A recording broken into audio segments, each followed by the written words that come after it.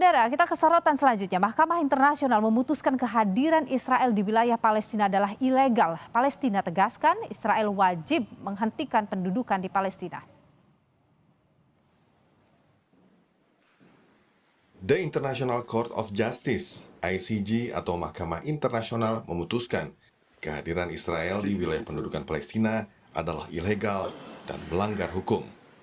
Atas putusan ini, Israel wajib menghentikan semua aktivitas permukiman baru di Palestina dan semua negara berkewajiban untuk tidak mengakui pendudukan Israel. Votes to one is of the opinion that the state of Israel is under an obligation to cease immediately all new settlement activities and to evacuate all settlers from the occupied Palestinian territory. The state of Israel has the obligation to make reparation for the damage caused to all natural or legal persons concerned in the occupied Palestinian territory.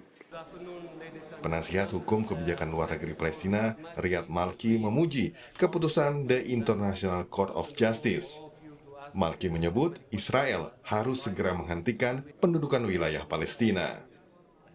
Has been declared unlawful by the World Court, which has stipulated that it must be terminated completely and as rapidly as possible.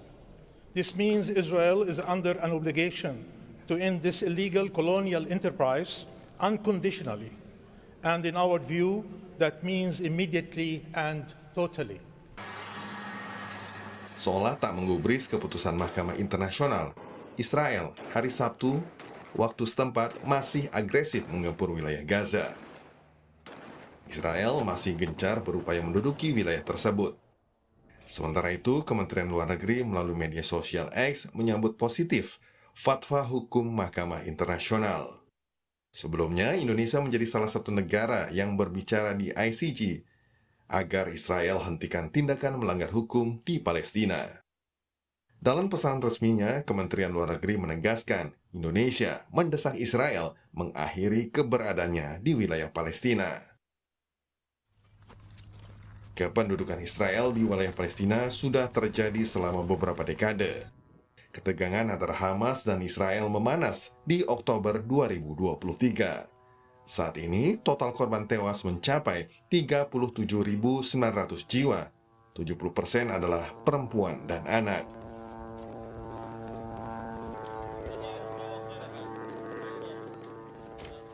Keputusan Mahkamah Internasional membawa harapan baru akan berakhirnya konflik panjang di Gaza. Namun, Perdana Menteri Israel menyatakan pengadilan telah membuat keputusan penuh kebohongan.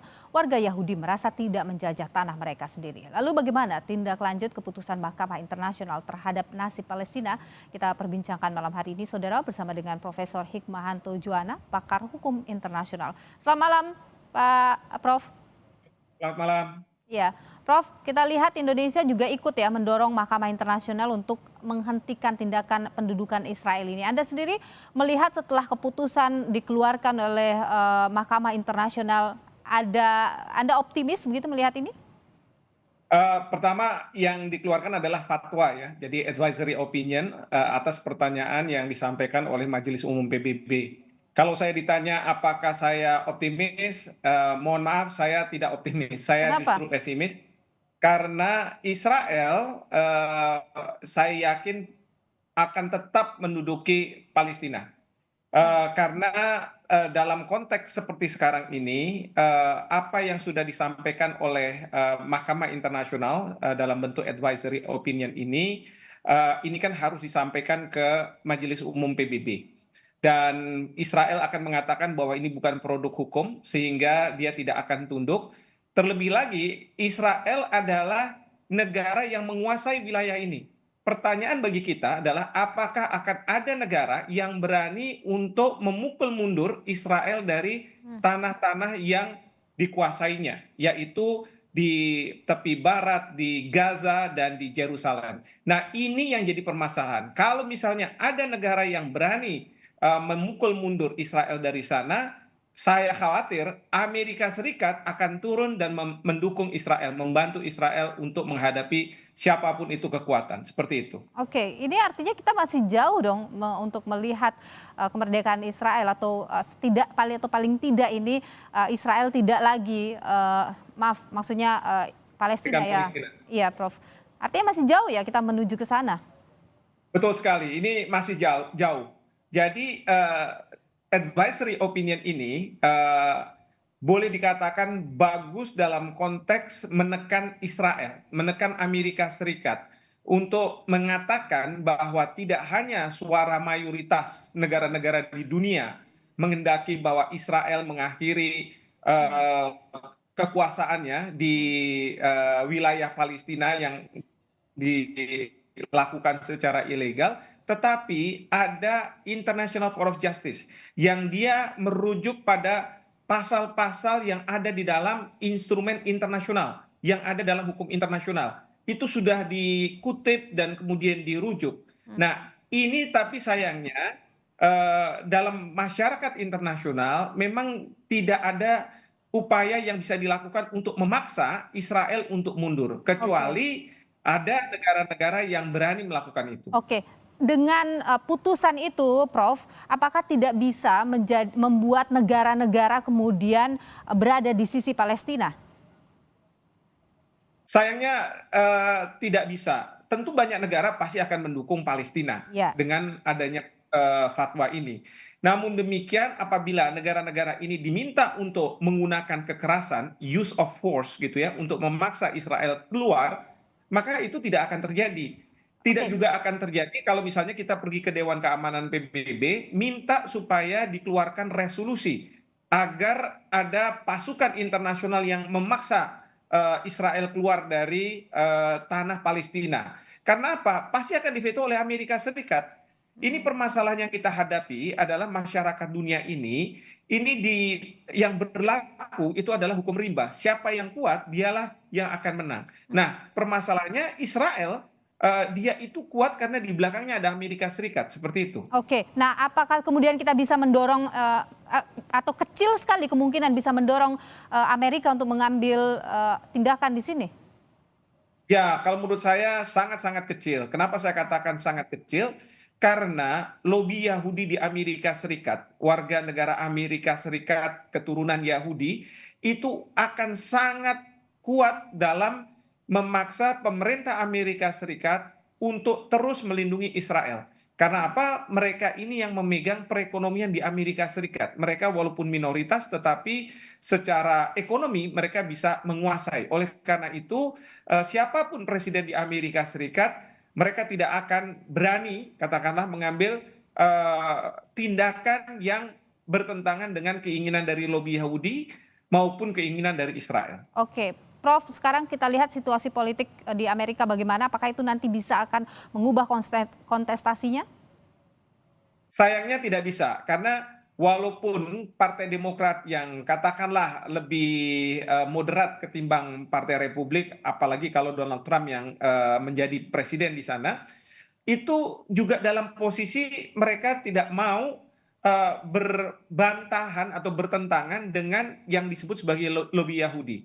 Nah, yang saya dengar dalam waktu dekat ini, tanggal 24 Juli, Perdana Menteri Netanyahu akan datang ke Amerika Serikat. Saya yakin kedatangan Netanyahu ini untuk memastikan bahwa Amerika Serikat akan berada di belakang Israel. Oke, jadi ini justru akan semakin kuat begitu ya, Prof ya?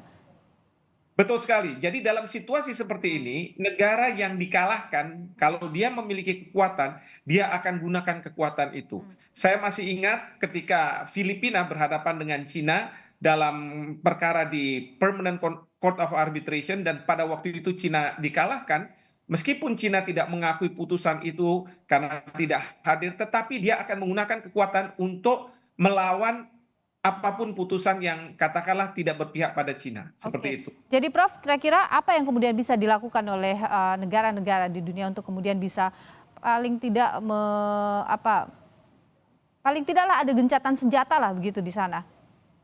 Ya, ini tentu kekuatan moral ya, kekuatan moral yang kita dapat satu, dan yang kedua, saya sekali lagi ingin bahwa dunia akan membangun suatu koalisi yang namanya Coalition of Humanity. Dan koalisi ini tugasnya adalah untuk membantu korban yang ada di Palestina, dan kemudian yang kedua, dengan kekuatan dari warga memaksa katakanlah warga Israel untuk bisa menurunkan Perdana Menteri Netanyahu sebagai Perdana Menteri. Karena menurut saya, biang kerok kalau misalnya kita bicara serangan Israel ke Gaza pada saat sekarang ini adalah Perdana Menteri Netanyahu. Kita tidak bisa generalisasi bahwa Israel adalah semua orang Israel di sana. Karena sebagian rakyat di Israel banyak juga yang sekarang ini menentang kebijakan dari Perdana Menteri Netanyahu. Oke, gejolak itu besar, Prof, yang mungkin akan membuat Netanyahu turun? Ya, sekarang ini semakin membesar dan partai oposisi pun sudah banyak, bahkan dari keluarga Sandra pun mereka menghendaki agar Perdana Menteri Netanyahu diturunkan.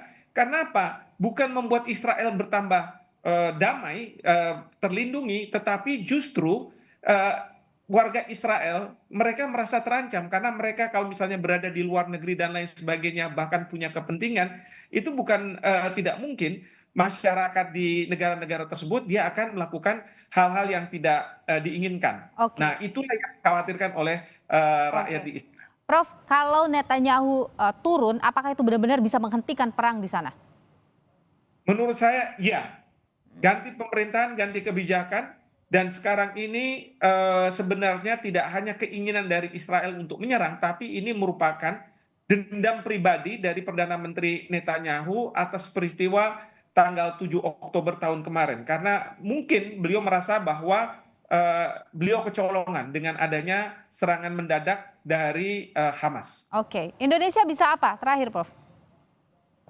Indonesia seperti Pak Prabowo sampaikan bahwa kita mencoba untuk membangun koalisi kemanusiaan. Kita akan siap kalau misalnya diminta untuk pasukan perdamaian, kalau misalnya ada gencatan senjata. Kita juga sudah akan menggelar rumah sakit darurat di di Gaza mungkin atau di Rafah yang ingin memastikan bahwa masyarakat Palestina mereka akan bisa dibantu, dan kemudian juga terhadap mereka-mereka anak-anak muda yang perlu bersekolah bisa dibawa ke Indonesia untuk bersekolah. Artinya apa? Kita tidak mau bahwa dengan adanya perang ini lalu kita berdiam diri dan membiarkan Oke. generasi berikut dari Palestina ini tidak mendapatkan pembelajaran dan lain sebagainya. Baik, terima kasih Profesor Hikmahanto Juwana, pakar hukum internasional sudah berbagi pandangan di Sapa Indonesia Malam, Prof.